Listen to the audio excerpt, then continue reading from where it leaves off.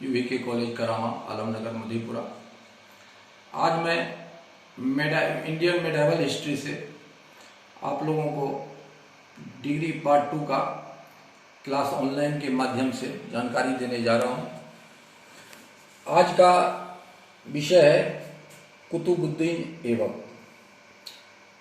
कुतुबुद्दीन ऐबक भारत में गुलाम वंश का संस्थापक था। दिल्ली सल्तनत का वह पहला शासक था। वह मोहम्मद गोरी का एक गुलाम सैनिक था। इसकी राजधानी लाहौर थी। कुतुब मीनार का नींव इसने ही डाली। कुतुब मीनार कुतुबुद्दीन तुर्किस्तान का निवासी था और इसके माता तुर्क थे। इस क्षेत्र में उस समय दास प्रथा का प्रचलन था। दासों को उचित शिक्षा और प्रशिक्षण देकर उसे राजा के हाथ बेचना एक लाभकारी धंधा था।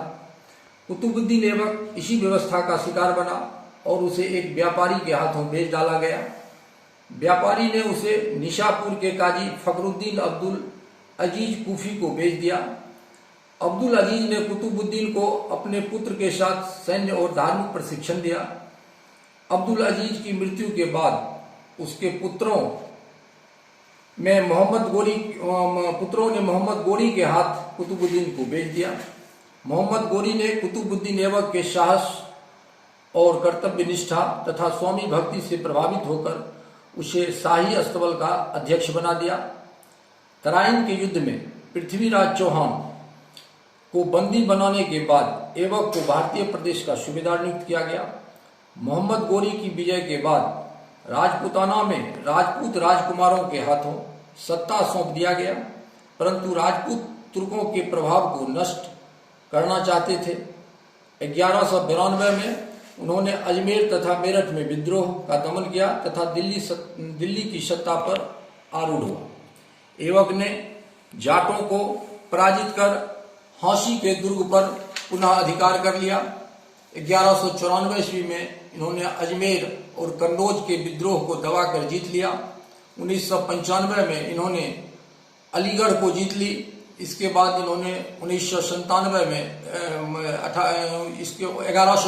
में गुजरात के राजपूत शासक के राजधानी अनहिलवाड़ा को लूटकर अकूत धन लेकर घर वापस लौटा। 1197-98 के बीच इन्होंने कन्नौज, चंदवार तथा बुदायूं पर कब्जा कर लिया।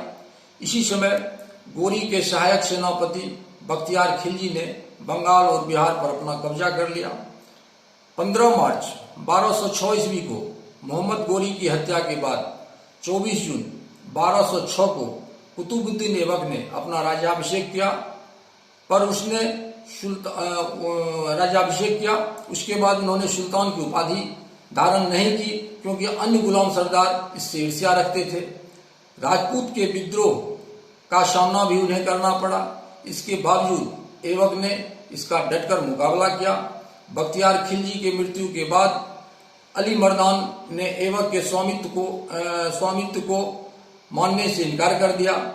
इन सभी कारणों से कुतुबुद्दीन का शासनकाल केवल युद्धों में ही बीता।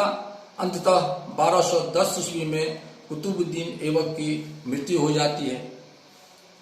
अब मैं अगले क्लास में आपको इसी वंश के दूसरे शासक इल्तुतमिश के बारे में जानकारी दूंगा।